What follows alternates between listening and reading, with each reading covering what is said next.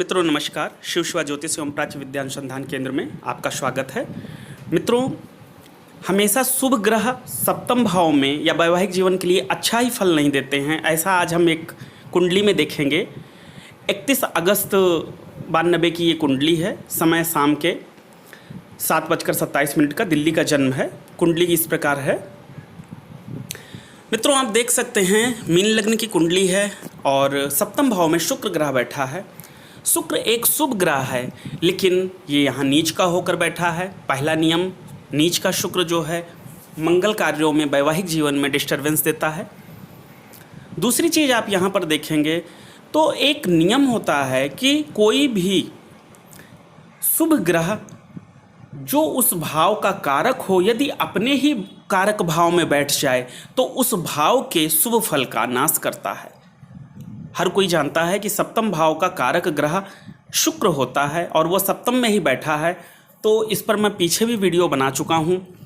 ऐसे में जो है ये वैवाहिक जीवन में डिस्टर्बेंस क्रिएट करेगा और दूसरी तरफ से ये नीच का है, जिससे ये और डिस्टर्बेंस क्रिएट कर रहा है।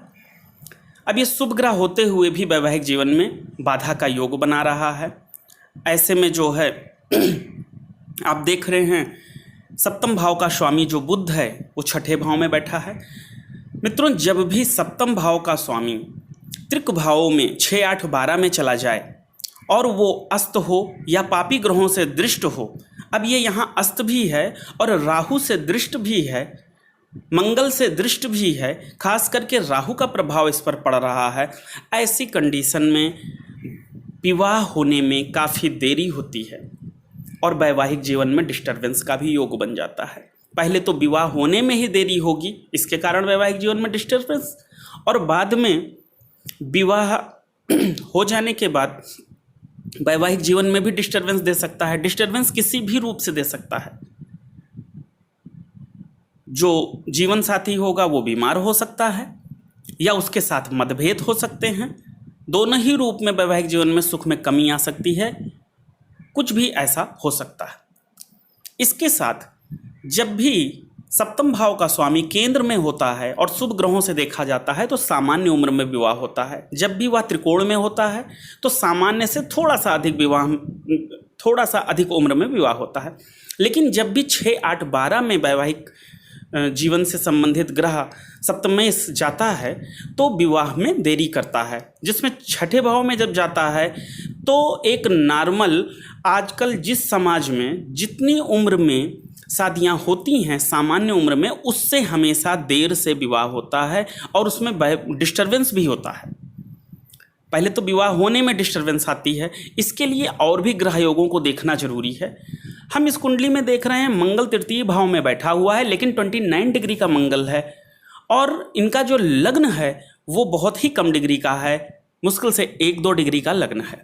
तो ऐसी कंडीशन में मंगल का प्रभाव अपने आप चतुर्थ भाव में पड़ जाएगा और चतुर्थ भाव में मंगल जा करके वो मंगली योग का निर्माण कर देता है। अब कुंडली देखने में तो मंगली नहीं दिख रही है, लेकिन मंगल का अंदर जाने पर, गहराई में देखने पर, डिग्री के आधार पर, लग्न की डिग्री और मंगल की डिग्री देखने के आधार पर मंगल का पूर्ण प्रभाव चतुर्थ भाव में आ रहा है, जहाँ केतु पहले से बैठा हुआ है। यानी कि मंगल और केतु का पूरा प्रभाव चतुर्थ भाव में पड़ने के कारण ये मंगली भी बन रही हैं, जबकि कुंडली में मंगली नहीं दिखाई पड़ रहा है। एक ज्योतिष का नियम है कि कोई भी ग्रह जहाँ बैठता है वहाँ से चतुर्थ भाव पर अपना प्रभाव रखता है। 100% प्रभाव भले ना रखे, लेकिन 25-30% प्रभाव रखता है। लेकिन मंगल हमेशा जहाँ बैठता है वहाँ से चतुर्थ भाव पर पूर्ण प्रभाव रखता है, यानी कि 100% का प्रभाव रखता है। तो मंगल का अगर चतुर्थ भाव में प्रभाव है तो वहाँ से सप्तम भाव पर प्रभाव पड़ेगा और मंगल स्वयं यहाँ पर मंगली योग का निर्माण कर रहा है। मंगली योग स्वयं ही विवाह में डिस्टर्बेंस क्रिएट करते हैं, या तो विवाह होने में रुकावट डाल देते हैं या तो विवाह होने के बाद वैवाहिक जीवन में रुकावट डालते हैं।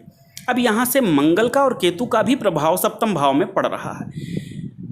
इतने सारे योगों को देख करके सामान्यतः कहा जा सकता है कि इस कुंडली में देर से विवाह होने का योग बनेगा और यदि स्वेदन न किया गया तो विवाह तय हो करके टूटेगा और आगे विवाह बढ़ता चला जाएगा और साथ में वैवाहिक जीवन में डिस्टर्बेंस के भी योग आएंगे। समय रहते इसका स्वयत्न जरूरी है। अगर देखा जाए कि अभी करीब में विवाह का योग कब है, तो पीछे पर हम नहीं जाते हैं। पीछे के जीवन में वैसे तो 2020 से योग प्रारंभ हो जाता है, लेकिन इतने डिस्टरबेंस में अक्सर हमने देखा है कि लोगों की विवाह तय होते हैं, बात चलती है और आगे बढ़ जाती है। कभी कभी तो विवाह तय होकर टूट जाते हैं और कभी कभी वैवाहिक जीवन विवाह होने के बाद भी सप्रेशन, तलाक जैसे योग, डाइवर्स, कुछ भी ऐसा हो जाता है। ऐसे में अलगाव का योग यहाँ बनता है और इसके लिए इनको समय रहते प्रयत्न करना बहुत अधिक आवश्यक हो जाता है। अभी बृहस्पति कुंभ राशि में प्रवेश किया है और बृहस्पति का कुंभ और मीन इनके विवाह के लिए पुनः योग कारक होगा। इस प्रकार यदि ये एक जिंदा पन्ना रत्न जो कि एक अच्छी ऊर्जा से युक्त हो और जिंदा रत्न हो, जागृत हो, ये पूरे नियम के अनुसार धारण कर लेती हैं, तो निश्चित तौर पर बृहस्पति जो कि इनके षष्ठ भाव में दिखाई पड़ रहा है, लेकिन उसका भी डिग्री वाइज जब हम प्रभाव देख रहे हैं तो सप्तम भाव में प्रभाव पड़ रहा है। और बृहस्पति का भी नियम है स्थान हानि करोत जीवा। इस नियम के आधार पर बृहस्पति जिस भाव में बैठता है उस भाव का शुभ फल नहीं देता है। ये एक नियम है, इसके ऊपर हम वीडियो बना चुके हैं। तो बृहस्पति और शुक्र यहाँ पर शुभ फल ना दे करके अपना अपोजिट रिजल्ट दे रहे हैं, अच्छा फल नहीं दे रहे हैं। इन दोनों का अच्छे से जो व्यवहार है उसको परिवर्तन करने के उपाय किए जाएं। उसके लिए पूजा, दान, ये सब उपाय होते हैं। साथ में यहाँ पर इन सारे ग्रह योग जो गड़बड़ बैठे हुए हैं, इससे इनकी वैवाहिक जीवन की एनर्जी खराब हो गई है, जिसके चलते ये दिक्कत यहाँ क्रिएट हो रही है। इसके लिए इनको एक सौभाग्य श्री चक्र, ये एक यंत्र होता है, श्री यंत्र की तरह होता है, इसको ये बनवा करके, सिद्ध करवा कर, जागृत करवा करके गले में धारण करें और एक अच्छा पन्ना रत्न धारण करें। साथ में बृहस्पति, शुक्र और मंगल, इन 3 ग्रहों का उपाय करें। उपाय में मंत्र, पूजा, दान, ये सारी चीज़ें होती हैं। इसको जो भी उपाय होंगे इनको बताया जाएगा, ये वो उपाय करें। यदि ये सब करती हैं तो 2021-22 में इनके विवाह का योग बनेगा। यहाँ पर ये नहीं मैं कह रहा हूँ कि इनका विवाह हो जाएगा, क्योंकि इतने सारे जो डिस्टर्ब योग हैं, ये योग हमेशा ही जो एक अच्छा योग आता है उसको डिस्टर्ब करने की कोशिश करते हैं। लेकिन 2021-22 में इनके विवाह का योग पुनः आ रहा है, तो इस योग आने के पहले ही जो विवाह से संबंधित अच्छे योग हैं उनको इनको मजबूत करना होगा। जो ग्रह डिस्टर्बेंस डाल रहे हैं उनके व्यवहार का परिवर्तन करना होगा। यहाँ पर इनको मूंगा रत्न बिल्कुल नहीं धारण करना है। यहाँ पर इनको पोखराज या डायमंड रत्न भी नहीं पहनना है। अगर ये पोखराज पहनती हैं तो चूँकि बृहस्पति लग्नेश जरूर है, लेकिन बृहस्पति जो है वो अपने कारक भाव में है और साथ ही साथ बृहस्पति इनका जो है ये सप्तम भाव में अपने स्थान हानि करोत जीवा का नियम भी यहाँ पे लागू हो रहा है। इसलिए पोखराज नहीं पहनना है और यहाँ पर इनको डायमंड भी नहीं पहनना है, क्योंकि यहाँ पर शुक्र नीच का है और जो ग्रह नीच का होता है उसका, जिस राशि पर नीच का होता है उसका स्वामी यदि 6, 8, 12 में चला जाए तो वो नीच भंग भी नहीं हो पाता है। इसलिए नीच भंग का भी योग यहाँ नहीं दिख रहा है। यहाँ पर इनको बृहस्पति, शुक्र के और मंगल के उपाय करने हैं।